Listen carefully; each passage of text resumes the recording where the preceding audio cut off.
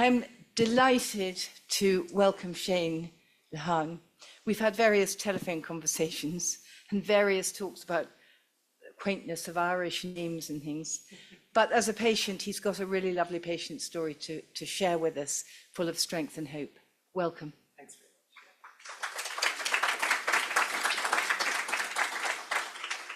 So here I am, the most unlikely speaker, actually, that you can imagine. Clodagh very kindly said to me, Shane, would you talk at the gathering? I said, I will, yeah, no problem. And I was looking at Patrick's statistical slide. You remember that big one there where you were contrasting different things?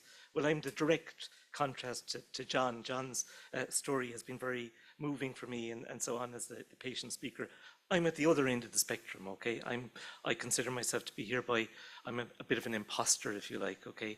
I've got PV, but I suppose I'm dodging it, I'm denying it, I'm doing everything I can to kind of pretend I don't have anything. So I think it's interesting to contrast the way I feel today with many others. Cancer has been something that I've met already. As a very young age, I was diagnosed with prostate cancer, and I've had a prostatectomy, so I'm not impartial to cancer or cancer diagnosis. And indeed, much of my family have been greatly affected by cancer. So when I got my particular diagnosis, I kind of said, that's not really cancer at all. That's that's only an old blood thing, That's So there's a part of that imposter syndrome within me that maybe it's the way I'm coping with it, or maybe it's the way I'm thinking about it. But it's I kind of even thinking today and hearing people and talking to people at the over the coffee and so on. It's an interesting place to be. I remember I went into hospital I thought I was having some sort of heart attack, okay? And they did a scan. I had a hiatus hernia, an ordinary old thing. And when they scanned that, my spleen was enlarged. So they sent me to a hematologist, Eileen Kelleher, and she said, yeah, no, listen, we won't do a biopsy or anything, and that is a bit awkward, But, and just as I was finishing up that diagnosis, she said to me, I told her, I get a bit itchy, every now and again. It's terrible. And she said, oh, do you really? And from that little tiny bit of information, she went along. She said, we'll do a bone marrow. No, that would be nice. And to be honest, I must be the only fellow who had a kind of painless bone marrow, because I didn't think it was bad at all. But anyway, she showed me the little piece and all, and I didn't expect anything. This was during COVID, and I came into her anyway, and she had a mask on and everything. She says, I have a diagnosis. I was kind of waiting, and she says, yeah, you've got cancer. So I said, crikey, Max, and I think that kind of hit me, that kind of stark kind of view of it. And I belong now to a club here, like yourselves, the club who can pronounce myeloproliferative neoplasms, right? We're the only crowd that can say that. That's our secret word, But I suppose I was introduced then. She said, look, do you know what? Now there's a superstar down in the Mercy there. You should go down to her. And I was a bit like John. I kind of was loyal to the person who diagnosed me. I was saying, no, I'll stick with you there. But I went home and I thought about it, and I went down to Clodagh, and I haven't looked back since, really. And I will pay tribute to the team, all to Shona, to Avril, to Bea, to all of the gang, to Maeve. I've never seen Maeve, but she knows me as well.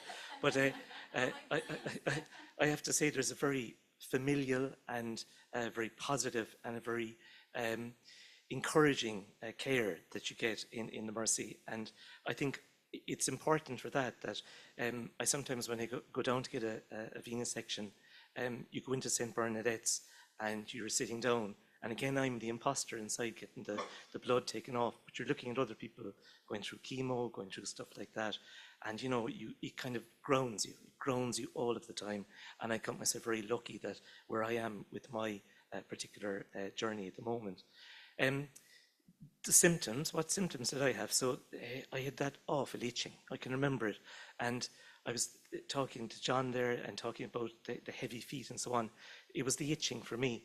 And I met Clodagh, and Clodagh said, we've a drug now for that, and if you take it, you'll be grand. And I said, no, because by taking the Jacobee, I would be giving in to this. I'd be admitting that there was something wrong. So I resisted that. And I was up in the bedroom upstairs, literally in this knot, and actually making noise, and hoping that itch would go away. It was horrific. And it took me about 6 months or maybe longer before I went back at Clodagh and I said, I'll take that. I'd say within 2 or 3 days, there was no more itching. And that was it. And I went from 90% uncomfort to maybe 5% now, and the odd time you get a little itch just to remind that there's something going on there as well. So essentially then, I was looking at the other symptoms that I have. They're not great. One is nosebleeds, probably from the aspirin, if nothing else.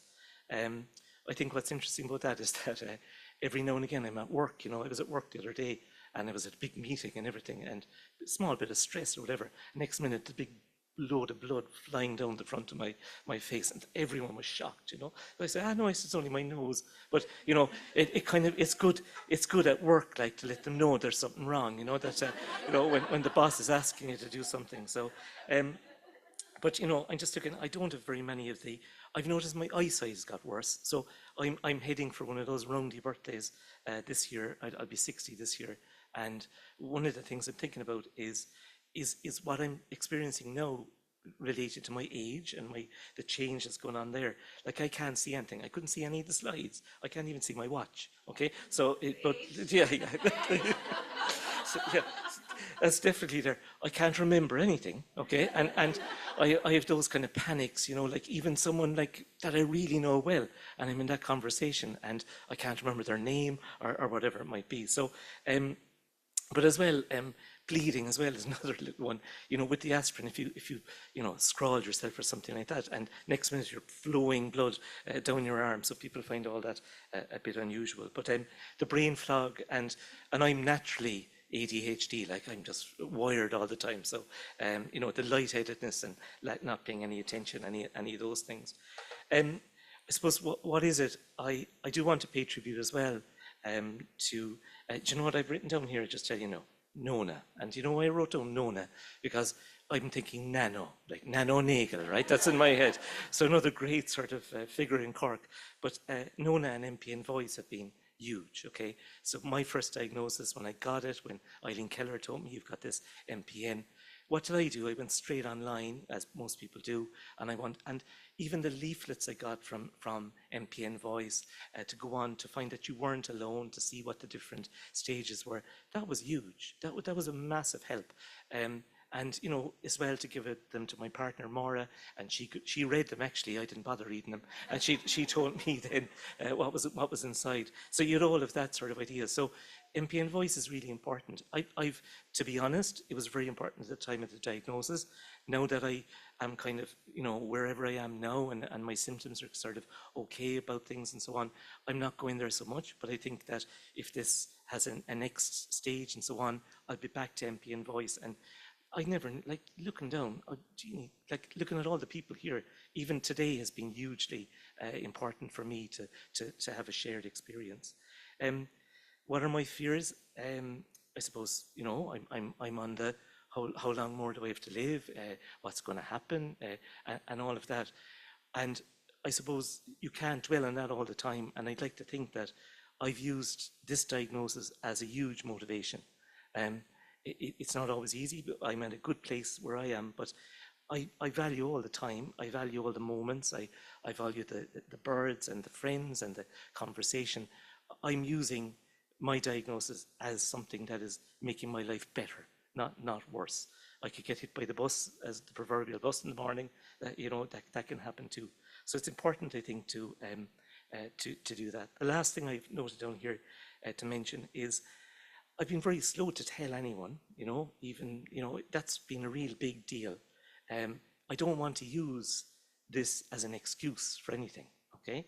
And I can't, and even at work, I didn't tell anyone at work, and I told my boss, and immediately I did. I felt like some part of me was gone, that I had invalided myself, or I had, so that was, telling my family even, I found difficult. I didn't want to worry them, but also I don't want pity, or I don't want someone, and every now and again they go, oh, how about your thing? What's your, how are you now?